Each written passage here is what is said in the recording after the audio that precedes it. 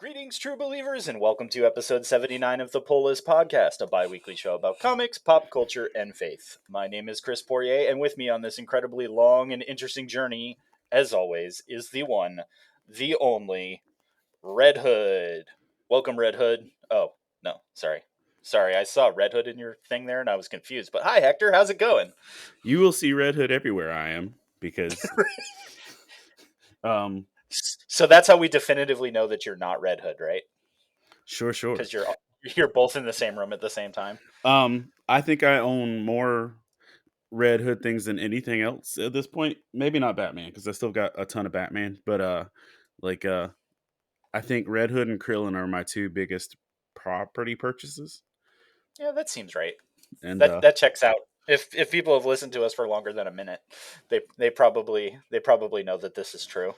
Yeah. So yeah. And on that note, Gotham Knights, we got to talk about it too. So, but I'm good. All right. I'm good.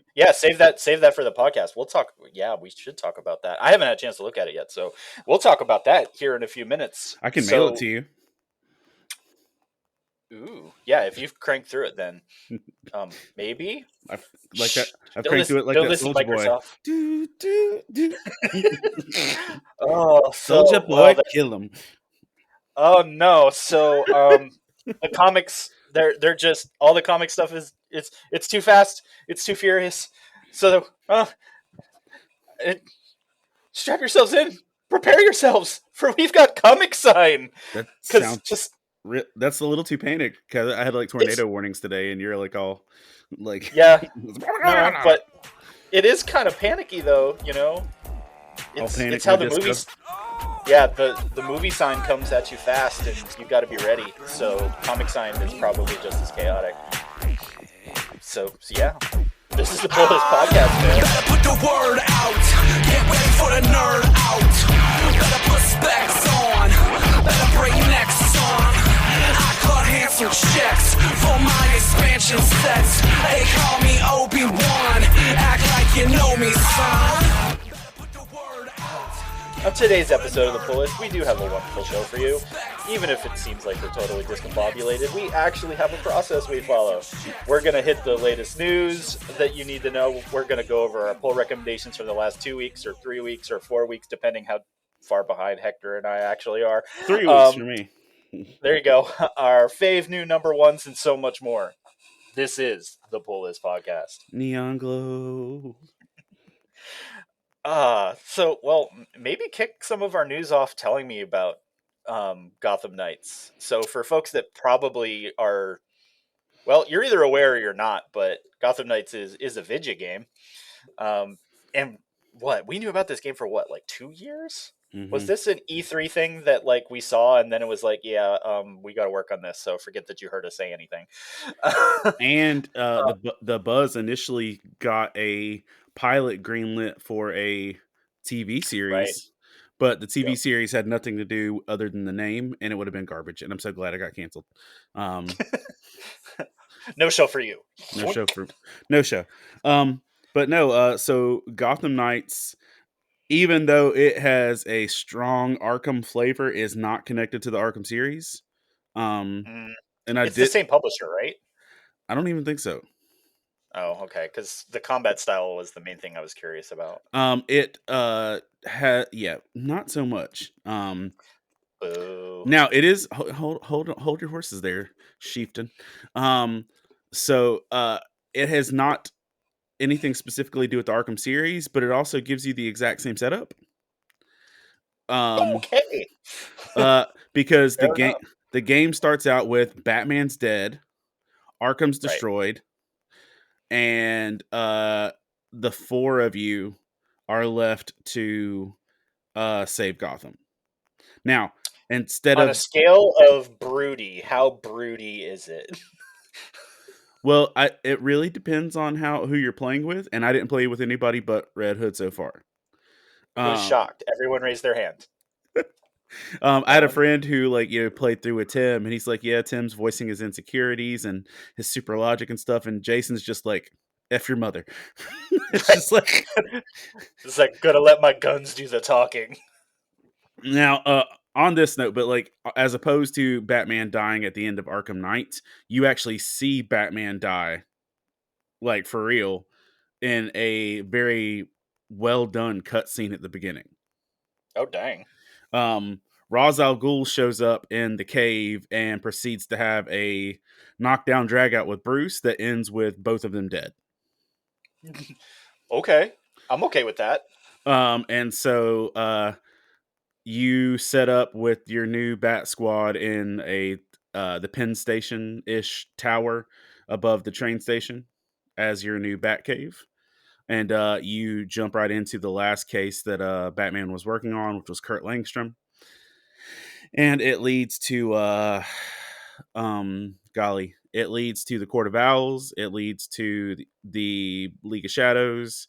It leads to a really good Clayface fight, a really good Mr. Freeze fight. Harley's in there in a new iteration for the first time, like Okay. doing something we've not seen Harley do before, which is, you know, even at this point, 30 years deep, we're still like scratching out new versions of how Harley behaves is pretty great. Um, it's also got really heavy tones to New 52. Yeah, I was gonna say it definitely had that vibe. Well, not only just the Court of Owls, the Dionysium beneath the city Right. is a thing. And I mean, there it just like the Arkham series, it has Easter eggs everywhere. So if you take the time to actually look, you're gonna find a lot of stuff. But for me, man, like let me just say this on gameplay. It is the most fleshed out Gotham as a city. Cool. Okay. Like from the gate, the city is wide open. You have a full map, and you can explore the whole city GTA style. Um, Whoa. and like every little corner, down to you can roll up to Arkham Asylum just for kicks and giggles. Um, but everything's open, and you can travel by bike. But I'll say on combat style, it feels a lot more of less of the super combos and more of Assassin's Creed Valhalla Oh, interesting. or games of that nature where you've got one main attack button and then you parry and then you have some specials.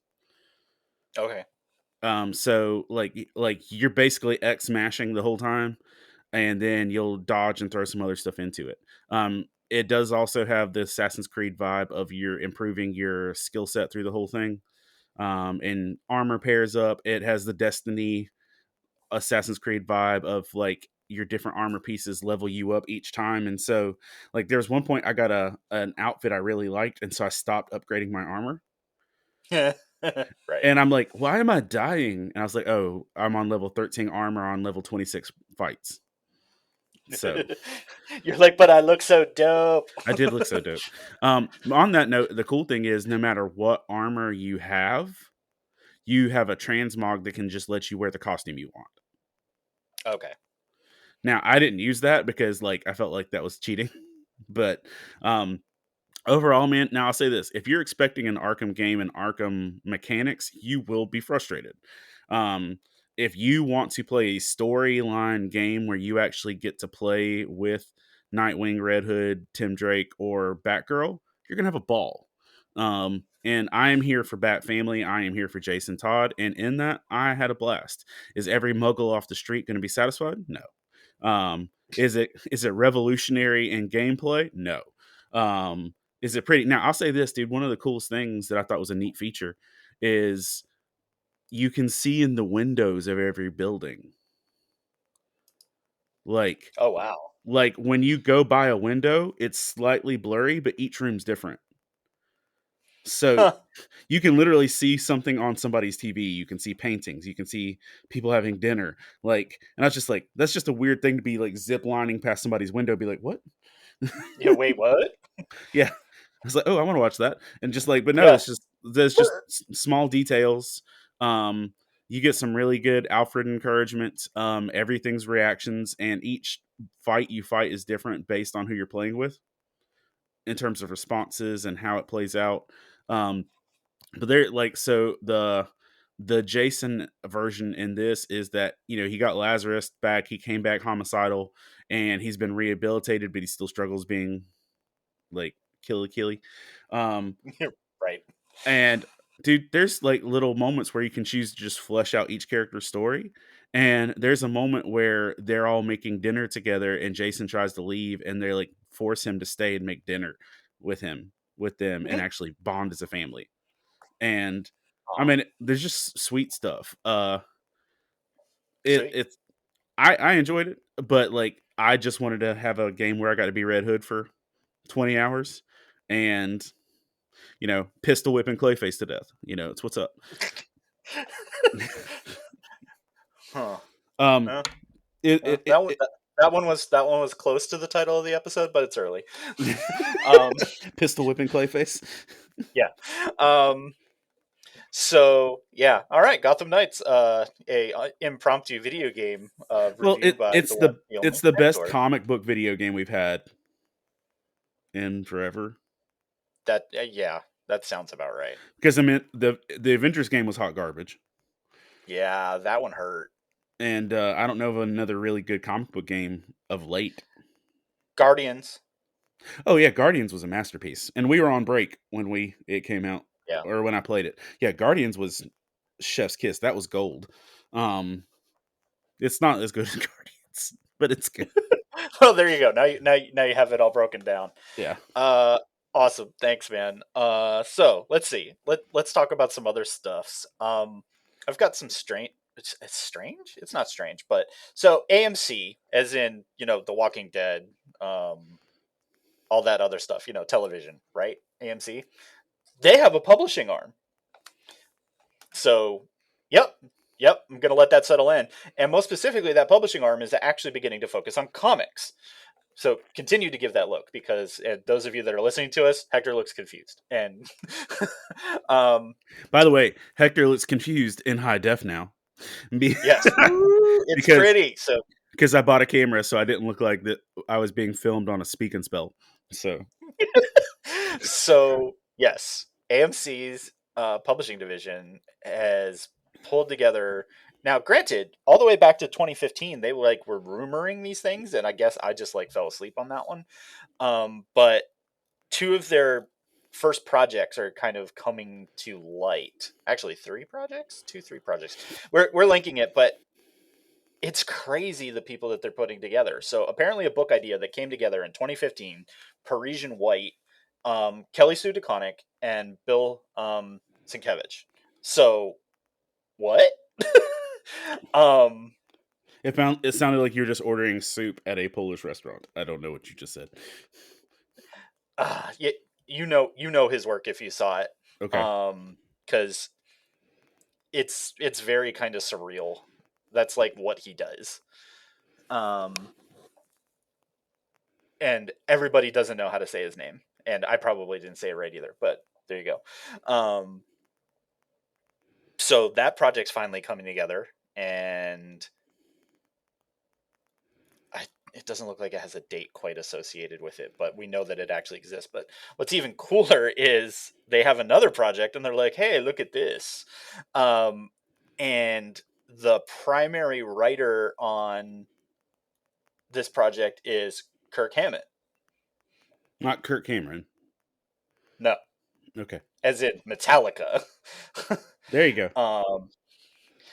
So, and what's even more interesting, and I should have pulled a link for it as well, is Metallica actually has another comic book project with another publisher coming out in the near future too. So I guess we've seen other projects with people in the music industry where they've put stuff together, that this seems to be becoming more standard, or more and more of them are like, oh cool, that works, or I can at least get the project I want done. Which, by the way, I didn't put it on my list, but I did read Evanescence #2. There you go. And again, it exists. It exists. So yeah, I just found it interesting. So be on the lookout if you're kind of looking for out there, or at least folks kind of crossing creative lines to do new projects and stuff. AMC Publishing is going to start showing up on some shelves at some of your local comic books shops. So boom, there you go. How about that? In slightly adjacent entertainment news, It should come as no shock that a comic book being the beginning of a story of an upcoming show and or movie is not new nowadays, but it is certainly becoming highly commonplace. But the Dungeons and Dragons movie is coming, and IDW Slower owns than the IP. expected. Slower than expected. Yeah, actually, my favorite that I've seen on that is, oh, the D&D movie is going to be just like a regular session. They've already had to reschedule by a month. I was like, oh. Also, that's good. I get that. That's real. But that is going to start in an IDW specific comic. Maybe that's to help kind of give us a sneak peek at it before it gets going. But it's going to be like prequel slash setup type story. So you'll be seeing that on shelves. I think it's early next year. That's another one that they're like, hey, this thing's coming, but dates, nothing for you. Comic book industry do be that way sometimes. And Marvel in 2023. This is kind of fun. I think it was before our time, but have you ever heard of the Marvel No Prizes? They literally No. did they literally did a thing, and I'd have to look kind of deeper into my history thing. I don't think the article actually tells us what era it was, but um, it literally was this non contest, such as it were. But as you entered, and it's like, oh yeah, you don't get any prizes. It's the no prize, but you've got a thing. Like they literally mailed you a thing. Um, and so what they're doing for the no prizes next year is they're going to be doing variant covers, and there's some previews of that. But what's kind of fun here is Marvel has kind of been dipping back into their history over the years and pulling forward some of their stuff that folks remember or that they used to do, because they used to do a ton of mail-in stuff. Like you used to be able to mail in the stamps to get like the free sweatshirt type thing. So like for all of you hardcore collectors, like that's a thing that there are certain very key issues in Marvel's history that aren't complete because people wanted the free sweatshirt back in the day, because they cut out the coupon. So First Appearance of Wolverine is one of those books. Hulk 181's, it's hard to find one that actually didn't have the stamp pulled out of it because it's the only way you got your, I think it was a sweatshirt for that one. Um, so it's always, when you're asking for that book, it's, does it have the stamp? And does it have the stamp that actually came in that book? Because people are crafty and annoying, and they literally will pull the pages very carefully out of a book that might have a terrible cover and put them in uh, a good cover one. So buying those books can be hard and complicated because people are the worst. um, but yeah, so I kind of like this, that Marvel's continually kind of going into their history to do, callbacks to stuff that was actually pretty fun and all that good stuff. Not just like a digital comic with your physical comic. Right. Oh boy. Because let me say, I I don't know that I've ever used that. Right? I know some people have, but also at the same time, I'm like, okay, no, If I've I'm already good. bought it one way, I don't really need it the next. Now, I will flip that the other way. If I, back when I was buying digital, if a book was just like Chef's Kiss, I'll go buy the physical. Now that I'm just buying physical, I regret my purchases and the room they take, and then I give them away later. No comment. My closet's supposed to be for clothes, but it's not. Dude, I Um, gave like $1,000 of comics away for prizes to the Nerd Slam recently there you go. because to just get it out of my house. So Here's the comics. Um, so yeah. So my final thing that I just kind of wanted to footnote, because it came out this week. I read it.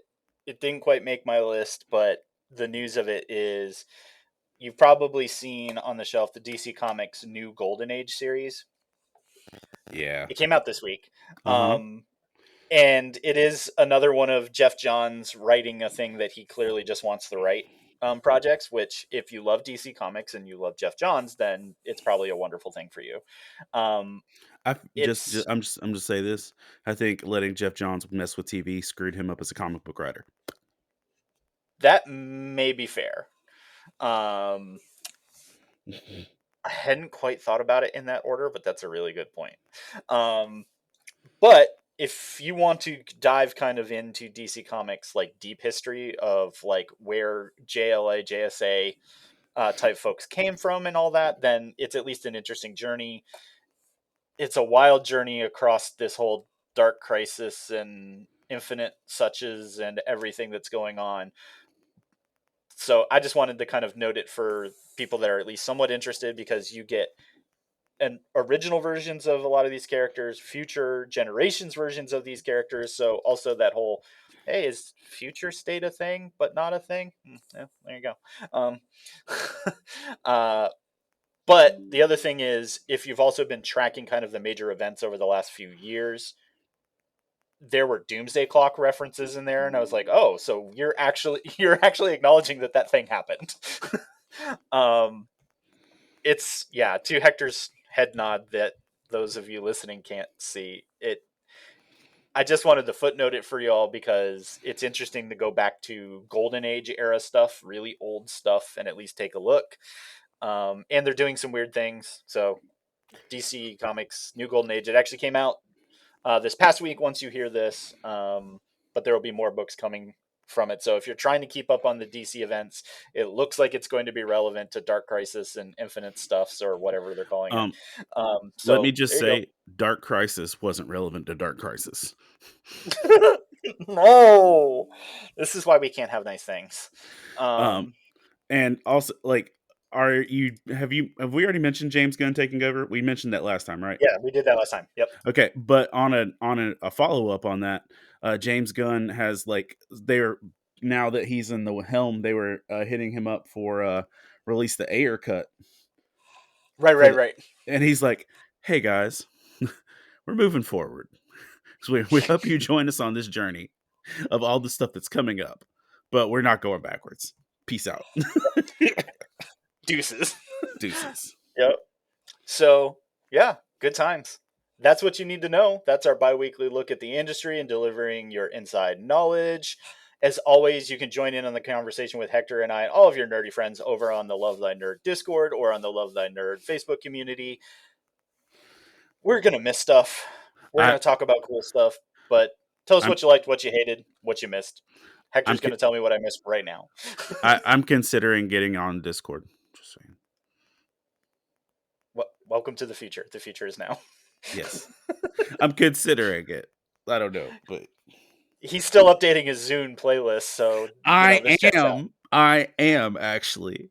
I DJ'd a wedding last weekend, and like they wanted like multiple stages of music in different places, and I had somebody's actual wedding ceremony running on my Zune, and then I DJ'd their reception with my Zune software for my desktop. So, what's up? Didn't even do it ironically. What is wrong with you? Uh, well, based on that, you definitely want to hear what Hector reads for comics then, right?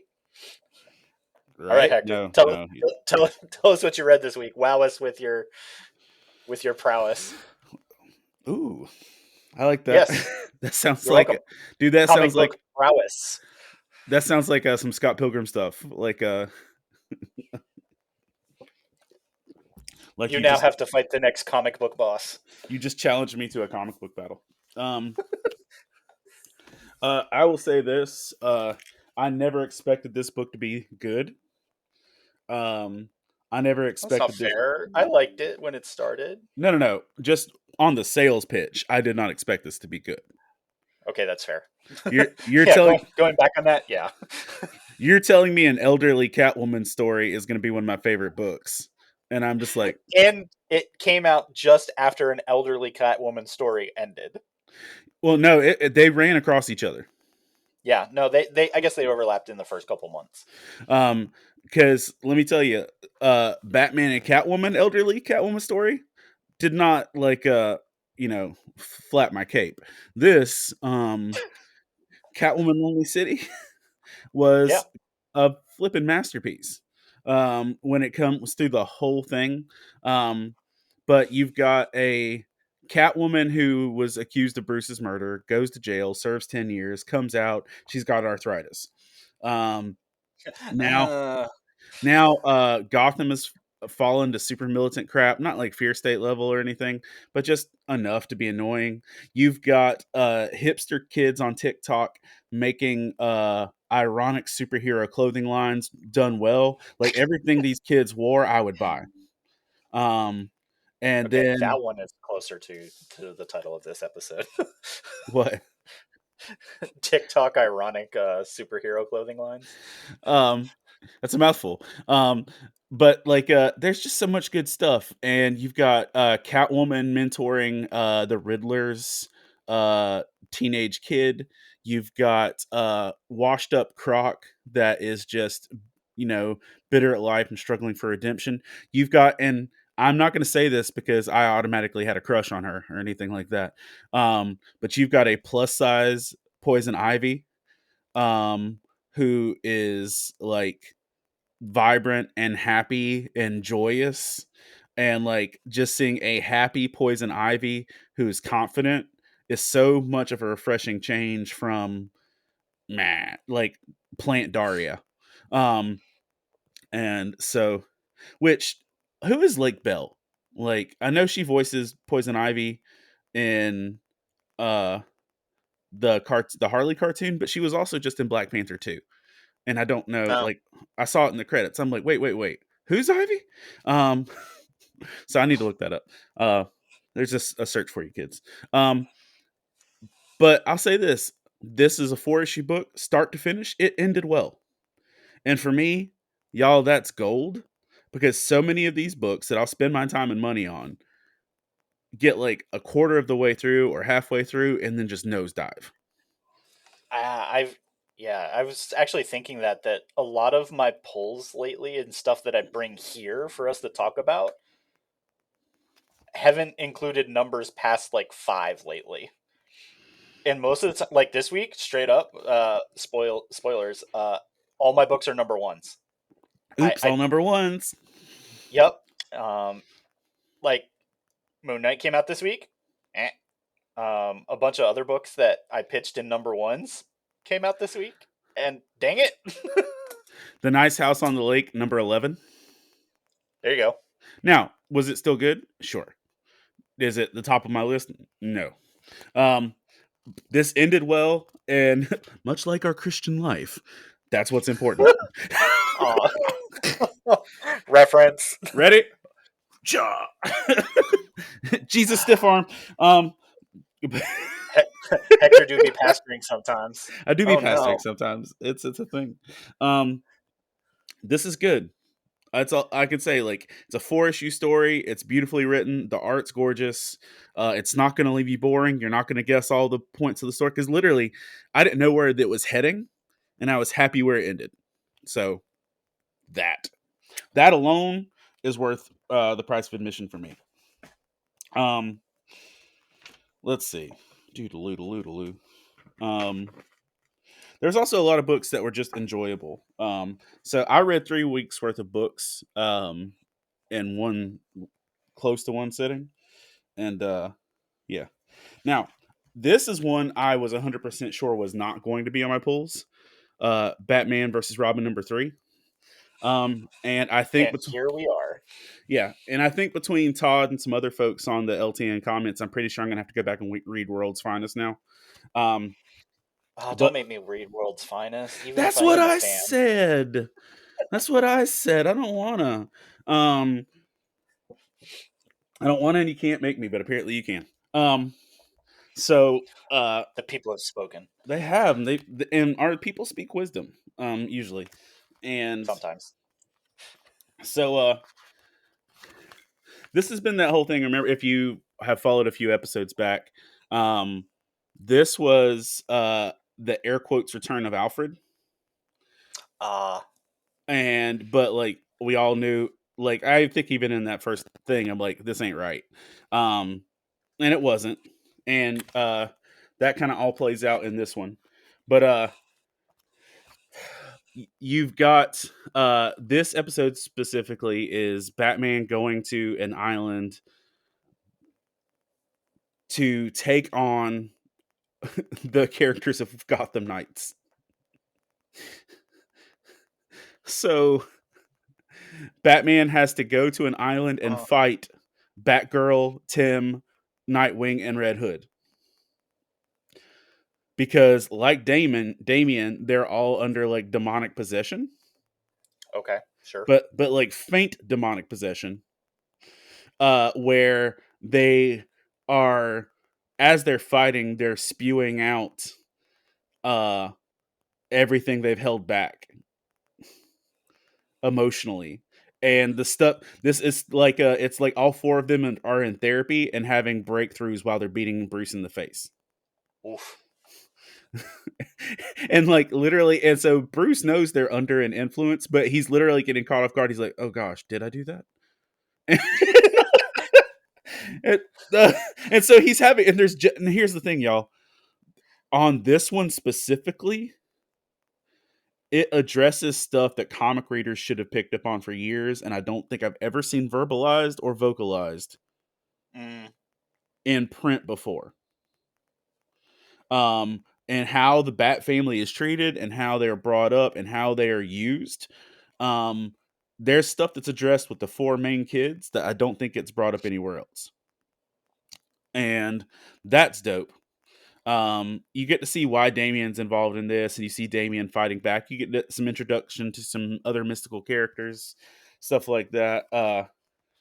But for me, the thing, and like had me like moderately weepy in a like shopping center parking lot, like just out of nowhere, Like was one does. The like life of a one. podcaster in comics. Yeah, because like as I'm waiting on my kid to get out of like driver's ed and stuff, I'm like, okay, let me read. Um, uh, fake Alfred was there like the whole time, and he was a manifestation of this demon person that's the main string puller to further manipulate Bruce. Um, and so like in one of the battles or whatever else, he straight throws fake Alfred in front of a blade to let him get ganked because he knows he's not a real person. Right. So Demon leaves fake Alfred's body, and then the text and the script and everything changes, and you hear real Alfred start talking to Bruce. And that in order to manifest this fake Alfred, this demon used a portion of real Alfred's soul.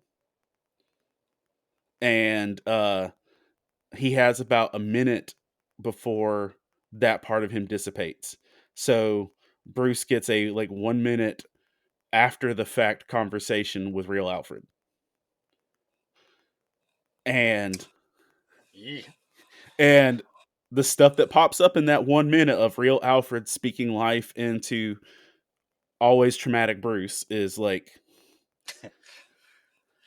if nothing else, this book alone, if you skip the whole rest of the series, this is really good if you just love the Bat family, because this puts some stuff together in ways very few others do. So there's that.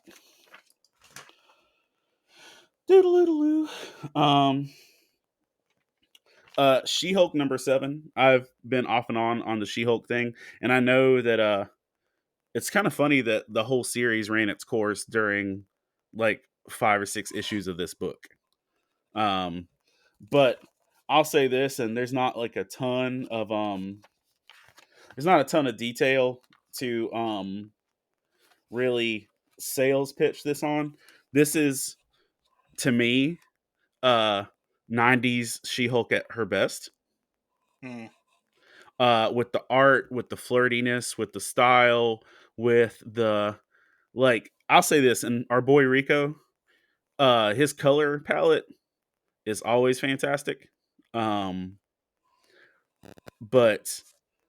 like there's spots in this book just where the art made me feel like I was 12 reading comics again, with like the way Jen was drawn, with stuff like that.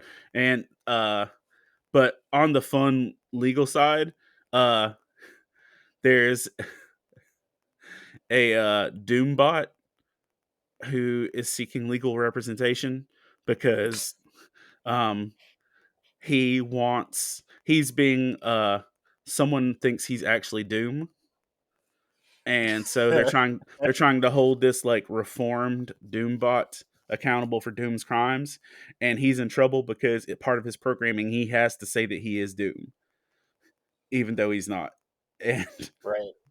so there's this whole long situation where they're trying to get a Doombot legal representation. But I'll just end. But listen, like this has been a joy to read, and like literally just the art's fun, and yeah, if you hated the She-Hulk show, I don't know if you'll enjoy this either. Um, but I feel like the She-Hulk show is quippier than the comics are. Not in an ugly way, just like you got to deliver faster wordplay and stuff on TV, and they can slow burn this a little bit. So I also feel like this cover feels like it's drawn for her to be holding a cigarette. Like if this would have been in any other decade, she'd Hmm. be holding a cigarette. She's not, but like I just feel like it's missing from that aesthetic. But anyway, so She-Hulk #7 is just fun, and that one's on there just purely for art. Honorable mention, uh, uh, Keep Flying #1 from Firefly. Look at this freaking cover, dude. Like, just look at that junk. That cover's gorgeous. But this book is Mal's 60th birthday party, and or 50th. I can't. Yeah, it had to be 60th. It's his 60th birthday party, and you get some flashbacks of old Serenity with new Serenity, and Yeah. but it's a lot of it is breaking down River's mental state. Again, like just for her how her memories work, but if nothing else, you get a crashing Firefly filled with a cargo hold full of sheep, and that's hilarious. That And was hilarious. and then you get a giant raft rolling down a river with the Firefly crew hiding under sheep as they're getting like sniped. And like it's just a fun comic book set. I felt like I was reading Earthworm Jim or something for a minute. Um, so honorable mention, and then my last one is Poison Ivy #6, which is the culmination of this Poison Ivy story that has been so well. It appears there might be more coming. Um, but and this again for me is this is on the list because it was a story that ended well. Uh, Poison Ivy as a whole, this 6-issue run has been really, really well done, and this one ends it well with basically her seeing a mirror of what she's doing and coming out on the other side. Now, she still caused a super large amount of collateral damage, like to get here, but honestly, it was a character development arc, and I was really good with that. So these 6 issues of Poison Ivy have been well. Um, and I need to address one thing I did not address last podcast. It was on my mind to do it, and it's important. And I didn't say anything about it. You know, Nightwing normally makes my pull list on a regular Yes. basis. Hmm. The last issue of Nightwing didn't make my pull, but I needed to address something that happens at the end of it.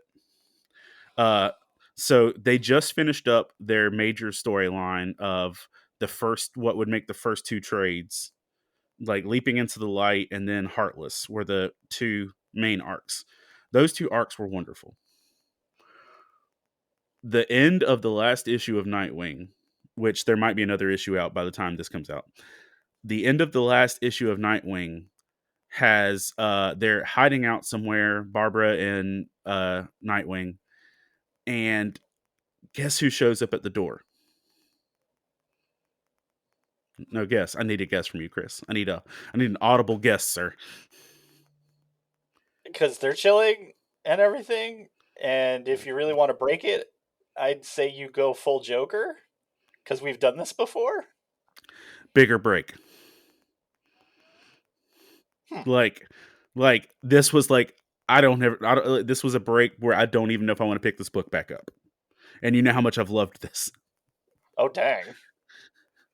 What did they do? Nightwing and Barbara Gordon are chilling in their hideout, and lo and behold, who shows up at the door but Rick Grayson? No!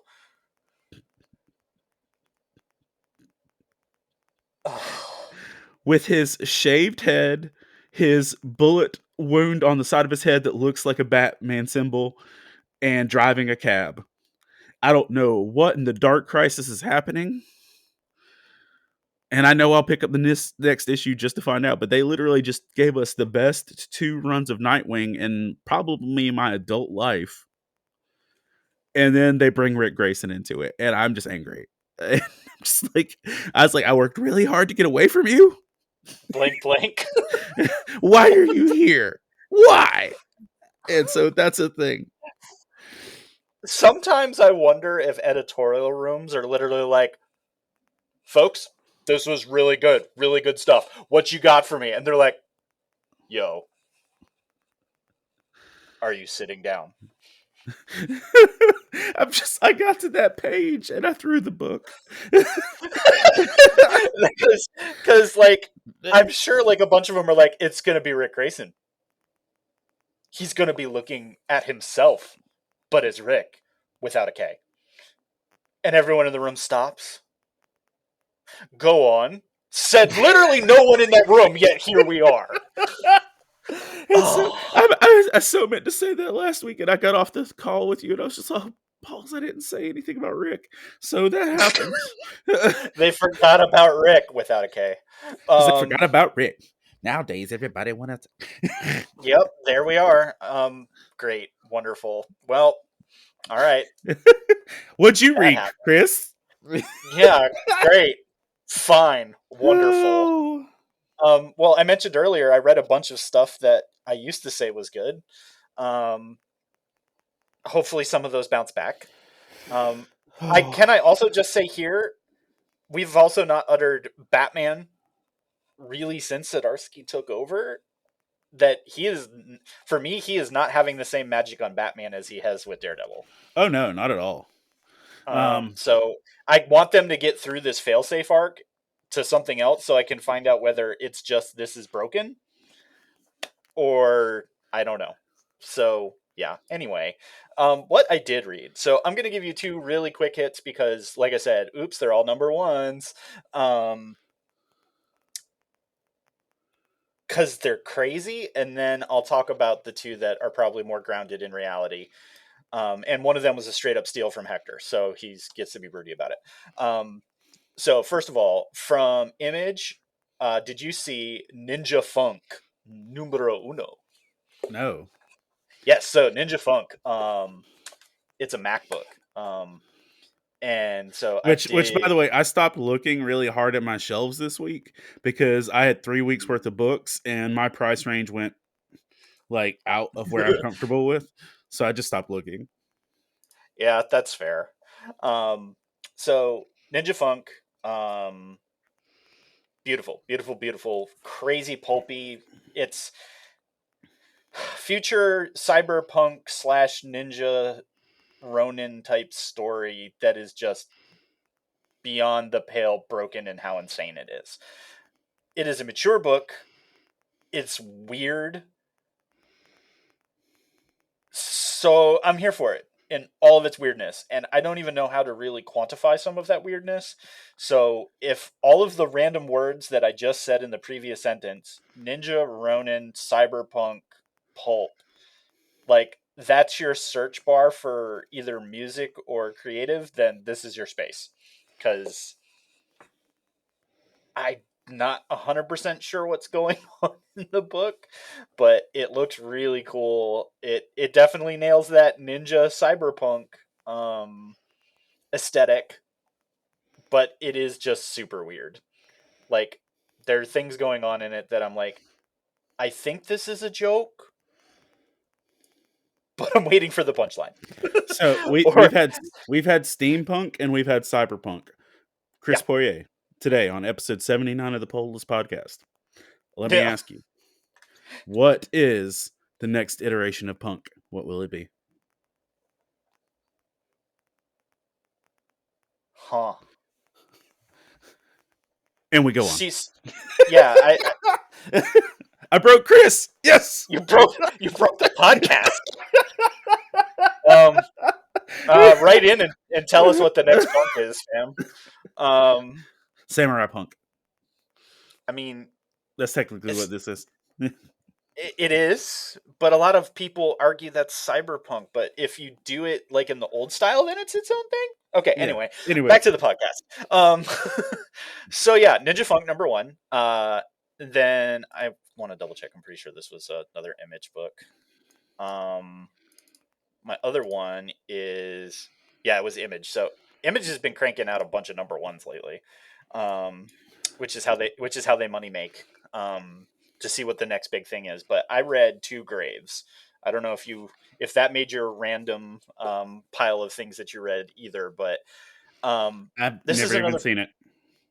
so weird. But you're introduced to a female character that's kind of along for this ride with this regular dude, and you're getting serial killery vibes off from the dude, and you find out that's kind of exactly what's going on, because the woman knows who he is, because I believe it's her sister or a related family member basically somebody got tricked by this guy before. She finds him, plays dumb and rides along. And so, this is the inverse of the dude in the truck is going to murder you brutally story, except that, well, he's like on his journey of that. She like tells him his entire life story in the process, and then he gets murked by her. So you're like, okay, revenge story, got it. Still don't know why we're here, but got it. Except that about the time that he's going to shuffle off the mortal coil, this other being appears, which in human form, but obviously isn't. We don't really know what he is. It is implied that he is either a demon or Satan himself, but we don't really know. And he is indebted somehow to the human woman, or she's made a trade, because they reference, how does this deal work kind of thing a few times. And he's like, this the guy, and it's like, yeah. So guy dies, and it's like, wait, what's going on here? And so again, they kind of talk about the whole making a deal with a demon devil type thing going forward, but it's clear there's something different about the woman as well. And there's 2 times that they show up at a cliff in the book. And she talks about, are people going to be able to see? Because the thing is, with the demon type character, or whatever he truly is, he says that people can't see him. Or they see who they want to see whenever he's present. Because kind of in between the like murdering a bad dude, like he does the whole death thing from Sandman of he takes an elderly person past the mortal realm. And so you're like, okay, just whacked a dude that clearly quote unquote deserved it, but then there's this that seems kind of more grounded, but it still seems like the dude's probably evil in some way, but it's not clear. But the end of the first issue is literally the woman's like, because she's like, will they see me? And she steps off the side of a cliff and stays put, but clearly is nothing beneath her, and they show like a bunch of people camping below them hundreds of feet, and sees her just floating there, and that's the end of the first book. And I was like, go on. So again, I don't know why books like this like make me go, okay, I'm paying attention, well drawn, you've given me an interesting thought process that I want to know where you're going. And I guess maybe that's why a lot of my number 1s are like, this sounds like a great premise, and then they just completely fall on their face in issue 2 or 3. Listen, all you need is 32 pages and a cliffhanger to make 2 Yeah. comics worth of money. Yep. Past that, I mean, it's just accidental. So, because I want to be challenged by neat concepts or things that make you think. And I'll tell you what, because we're going to get there in a second, these issues of faith I feel like I'm seeing more and more of lately. And everyone thinks they're doing something creative and interesting with it. To be determined. But I'm seeing a lot of books. I haven't seen anything that strong since Judas. But I was going to say, Judas is the last time that I stopped and went, whoop. So that's why I sit here on some of these and go, will we get another Judas out of it? Time will tell. So, Ninja Funk 1, Two Graves number 1, and now let's get into the books. And so I'm going to go Batman and the Joker Deadly Duo number 1 first. Interesting. And so, yeah, I get that you might feel that this book wasn't super groundbreaking or anything like that, but I didn't it read is it. here. So it is here because Mark Silvestri drew it, and Mark Silvestri drawing Batman and Joker is just awesome. Like super early 90s vibe. And so Silvestri was, Top Cow, original Image founder, all that good stuff. So that's his pedigree. And he hasn't done a lot lately. He kind of chills because he's just done what he's done. But this book was really cool to see his because he does Joker like really hyper. It's kind of wild how he does it. But the base of this story is, it's called Deadly Duo. So it's the concept that Batman and Joker are going to be buddy cops in the series. You And so mean they get what you I've to been how reading and Batman Beyond the White Knight for the last 6 months? except on the literal opposite of the spectrum. Okay, go Because on. crazy man Joker shows up and is like, guess we gotta be friends for this. And the friends for this is Batman's at a murder scene, and it's this whole thing of, well, somebody shot this dude a bunch of times, and Batman's staring at the bloody wall of bullet holes, and he's like, green hair, portions of very white skin. He's like, so the Joker's not with us anymore, huh? And they're like, well, that dude isn't here, whoever he was. And you basically find out what feels like Man Bat.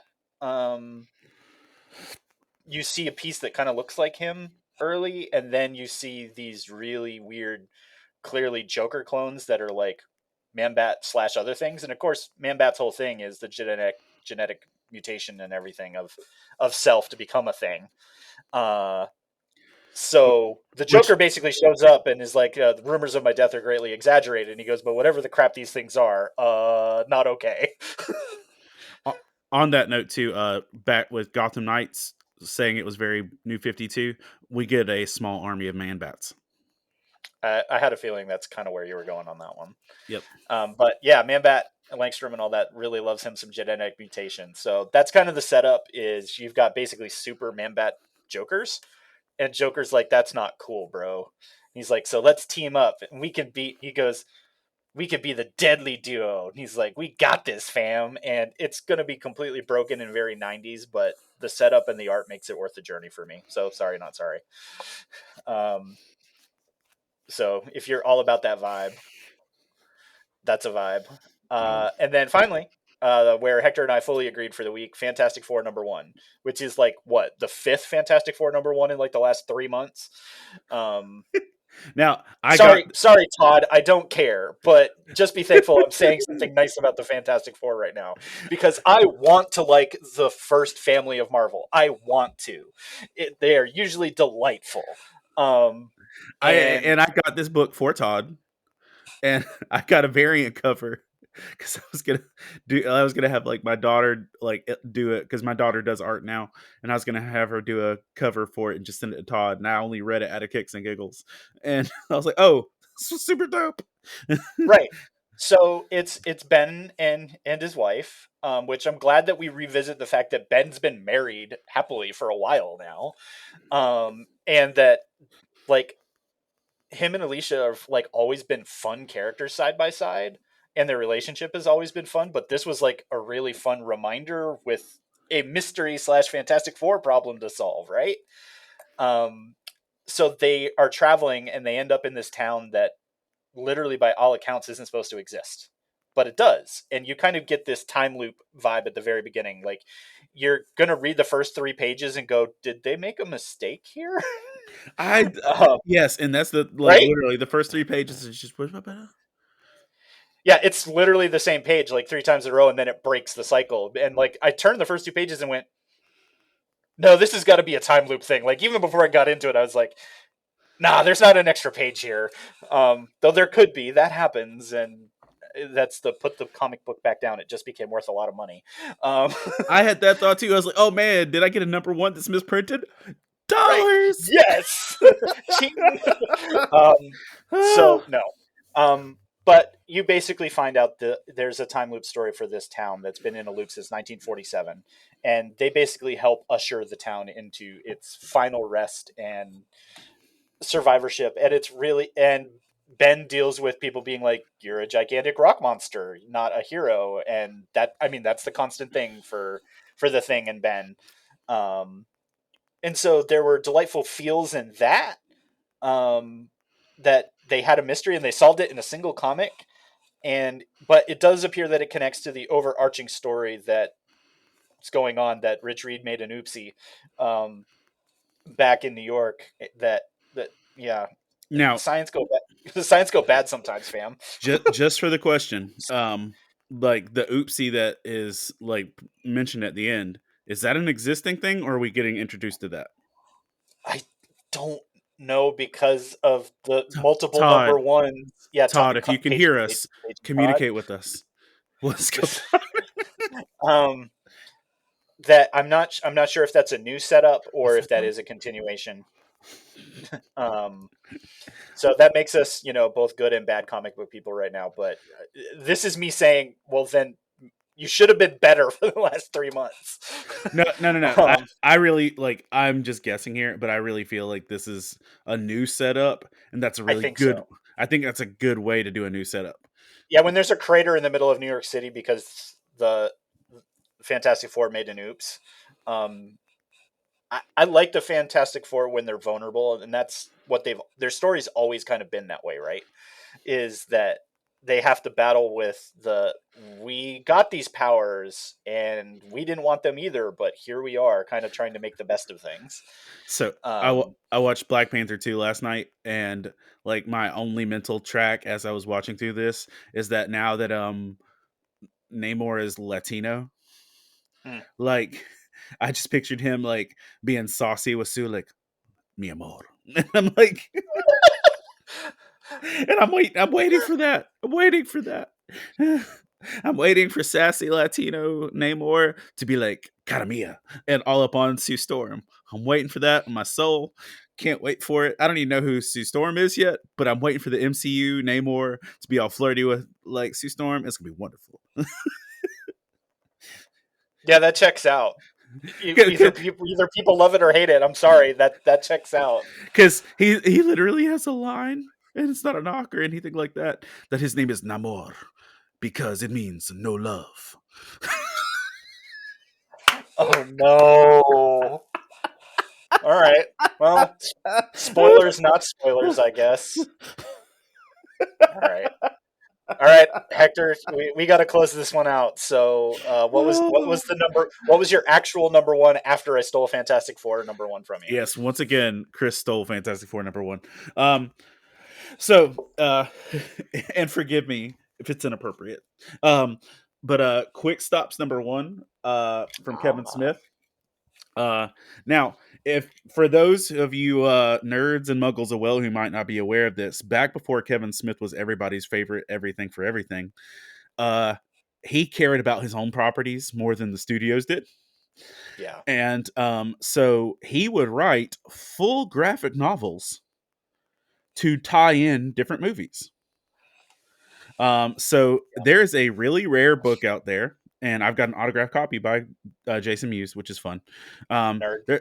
Yeah, there's a really rare book out there called Chasing Dogma, which Ooh. it's a full graphic novel that follows the exploits of Jay and Silent Bob as they leave chasing Amy and head into Dogma.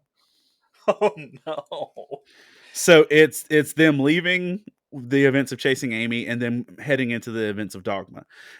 And so that's something he's done multiple times before to kind of like bridge the different movies. This is called Quick Stops, actually written by Kevin, and it features a lot of very Clerks familiar scenes, but this entire book is the run up to the Jay and Silent Bob reboot. Got it. and you don't know that as you're doing it. But if you've seen the Jay and Well, you do Silent Bob, now. Spoilers. Sorry. yep, that's a for the two people that saw the Jay and Silent Bob reboot. Um, but Okay, so we're both here. Got it. got it. um, but like there wasn't a lot of very important stuff in the Jay and Silent Bob reboot, but there was a fantastic scene with Ben Affleck monologuing about parenting Oh yeah. Yep. at the end of the Jay and Silent Bob reboot. This is the panel. This is the panel that was happening right before that. Oh right. Okay. So, because the whole premise of that story is that they're interrupting a Comic Con, and they run into Holden McNeil, who is the creator of Blunt Man and Chronic, and so this is him at that panel, uh, talking about the origin of Blunt Man and Chronic. And how he came up with the idea from Jay and Silent Bob, which is funny. He is drawn in this 100% to be Ben Affleck, which is his character. But in the middle of it, they have to hide from something, so they hand him a like Dollar Tree Daredevil mask to wear.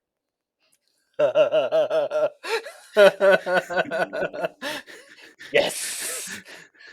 And so there's all these references to there's references to everything, but specifically on relationships and parenting and all the stuff. But if you enjoyed Holden's speech from the Jay and Silent Bob reboot, this literally is the 20 minutes of story that happened right before that.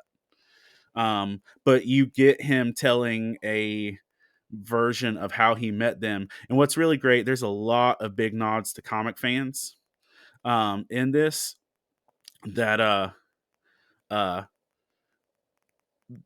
and because he when he meets Jane Silent Bob for the first time, he gets high, which is one does apparently with Jane Silent Bob.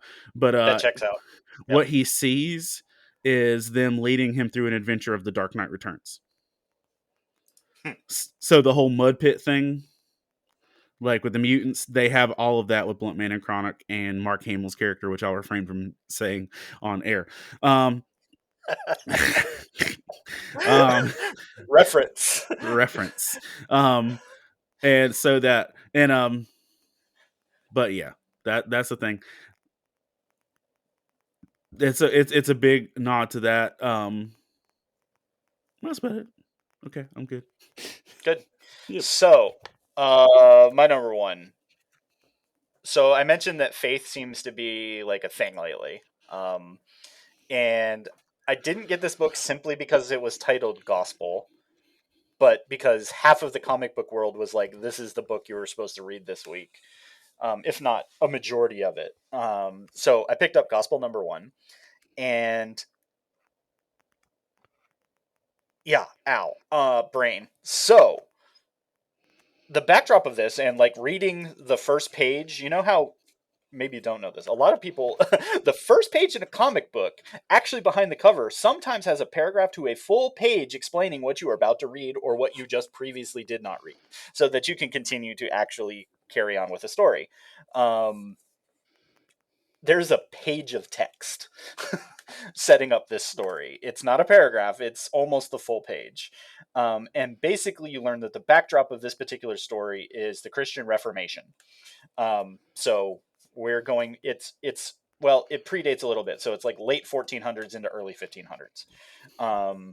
And you promptly get dropped into this fantasy story about this young woman who is kind of the rambunctious character in this thing that's doing heroing type stuff. And I'm not talking about the D&D book that isn't out yet. I'm talking about Gospel number one, but has those adventuring vibes of how she slew this gigantic boar, and you're like, okay, like huge boar, like semi demonic, like eyes, like possessed type thing, and she slew the thing and saved the town story. And that's like the first third of this comic, and then you find out that it's this old dude in current time telling that story to a social worker of some type, and a very confused social worker. So your confused look or feeling right now that you're feeling is literally what characters in the comic are feeling at this moment. Because I went, what just happened? And then he's like, oh, maybe you need and the social worker's basically like, crazy. And he's like, hold on, maybe, I'm doing this wrong or something. You still don't know why the social worker's there. And he proceeds to tell kind of the story that comes after that. And like the boar is now like normal size, and like even the character's like, well, it felt bigger when I was like trying to kill it and stuff. And so you're just really confused with what is real, what is allegory, what isn't at this point. There are references that the first printed Bibles are starting to find their presence amongst all these people. So we're all the way back to Gutenberg Press, first English copies of the Bible showing up, the English Anglican Church having control, Pope having control. But the early reformers and Cromwell and some of the others are mentioned by name at this point. And like my brain is literally starting to fold over on itself because it's kind of like reading a Dan Brown book that someone clearly did enough research that there are factual names, places, and instances here, and then the rest of it is the glue that's telling you a fantastical story, right?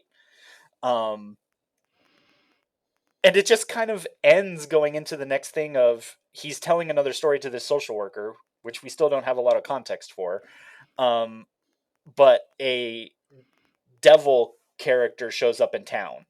Now, granted, I'd already told you that the first story of like the huge demonic pig was also already kind of, well, it wasn't really huge or demonic or anything by the end of the story. So I don't know if they're trying to give us this ebb and flow of this person is telling stories in this backdrop. So if the Reformation and crazy fantasy comics that are extremely well drawn are your jam, Gospel number 1. Like, I don't know how else to frame this book because it's pretty. I feel like the Reformation and craft beer are more people's jam than like fantasy comics and Reformation. Right? Like, yeah, the Reformation was literally born off the backs of craft beer and the invention of coffee. You're welcome. If you didn't know that, it's true. Coffee, like, literally was in the same time frame. So yeah. It's why the joke for the rest of us is beware you a caffeinated pastor. They will literally turn the world upside down. So yeah, Gospel number 1. It was a thing. It was wild. I definitely want to see where this is going with the time jumps and the storytelling and everything, because you literally just told me that it's this fantasy story told against the backdrop of the Christian Reformation, but we have nothing else that connects it really at this point. So great. There you go. Nailed it. And so go see Black Panther number 2. We might catch that next time. We just didn't have the time, and Chris still needs to make it to the movie theater because Hector is going to see this 4 times before I even make it the first time. That's just the rule. If you're new here, I have teenagers. I can't see things multiple times anymore. Oh, that's fair. Well, then maybe I will finally get to catch up. So there you have it. So that's going to do it for us here at the Pull List Podcast. Episode 79 is now in the books and in your ears and your eyeballs. It's true. We're on YouTube. You need to check us out over there just as much as you do here, so you can actually see the funny faces that matches this conversation that occurs week to week, because they're delightful. But we couldn't possibly do this alone. We do this on a journey along with a ton of other fandoms, nerdy stuff, podcasts, and streaming type stuff over at the Love Thy Nerd Podcast Network. So be sure to visit lovethynerd.com. Check out info on shows, our past shows, other shows. Maybe find you something new to watch, listen to. But man, Hector and I seriously do just want to thank you for listening to us, for checking us out on a near weekly basis, because we have a lot of fun doing this, and we hope that you guys enjoy it too. So don't leave us hanging. Rate, review the show on your podcasting app of choice or on the YouTubes. Smash like and subscribe.